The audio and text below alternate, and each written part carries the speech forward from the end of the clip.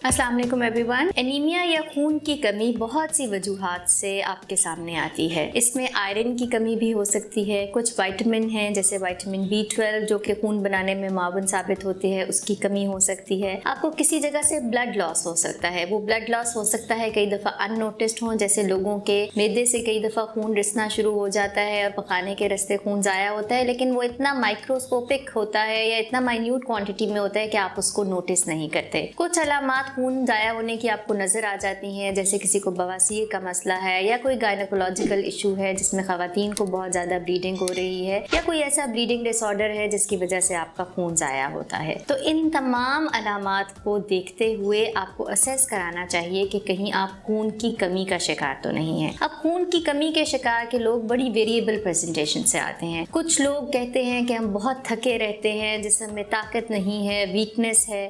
कुछ लोगों की शिकायत ये होती है कि ज़रा सा चलने फिरने से सांस फूलने लगता है, सीढ़ियाँ तो बिल्कुल नहीं चढ़ सकते, सांस उखड़ जाता है, दिल की धड़कन बहुत तेज़ हो जाती है बिकॉज खून की कमी जो है वो ब्लड सप्लाई को मुतासर करती है और दिल का वर्कलोड बढ़ जाता है, जिस वजह से दर्द और बोझ भी महसूस हो सकता है सीने में और दिल की धड़कन भी तेज़ हो सकती है। और कुछ लोग हाथ पाँव के सुन्न होने की अलामात के साथ आपके साथ आते हैं। तो ये सारे नॉन स्पेसिफिक सिम्टम्स हैं जिनके साथ लोग पेशेंट्स प्रेजेंट करते हैं और ज़माने भर की इन्वेस्टिगेशंस तो करा लेते हैं, लेकिन एक बेसिक टेस्ट में खून की कमी को जांचने और खून की कमी की वजह क्या है ये बहुत इंपॉर्टेंट है डायग्नोसिस के लिए। सो एनीमिया या खून की कमी के डायग्नोसिस के लिए सबसे पहले अपना CBC का टेस्ट कराएं और अपने मालिज से मशवरा करें। एनीमिया की डिफरेंट टाइप्स होती हैं, जैसे कि मैंने बताया ये आयरन डेफिशिएंसी एनीमिया की वजह से भी होता है, विटामिन B12 की डेफिशिएंसी से भी होता है, फोलेट की डेफिशिएंसी से भी होता है, कई दफ़ा ब्लड का ब्रेक डाउन हो रहा होता है जिसमें उसकी वजह से हो सकता है, या फिर कुछ ऐसी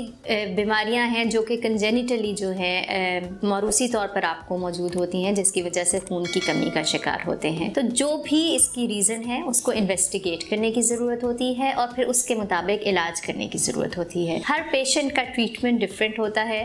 खून की कमी का इलाज सिर्फ खून की बोतल लगवाना नहीं है और खून की बोतल लगवाने के लिए भी क्या इंडिकेशंस हैं ये आपको डॉक्टर बताएंगे। खुद से जाके ब्लड ग्रुप मैच करके खून की बोतल कभी मत लगवाइए। क्या सप्लीमेंट्स हैं, क्या डाइट में इन्हेंस कर सकते हैं, आयरन किन चीज़ों में ज़्यादा है, जैसे अनार में, सेब में, दूध में, ग्रीन लीफी वेजिटेबल्स में, मटन में आयरन कंटेंट ज़्यादा है, ये आप इस्तेमाल कर सकते हैं। B12 डेफिशिएंसी आमतौर पे उन लोगों में देखी जाती है जो गोश्त का बिल्कुल इस्तेमाल नहीं करते, तो ये हमें इन्हांस करने की डाइट में ज़रूरत होती है। इसके अलावा कुछ सप्लीमेंट्स आप दे सकते हैं जिसमें आयरन, फोलेट और B12 के सप्लीमेंट्स शामिल हैं।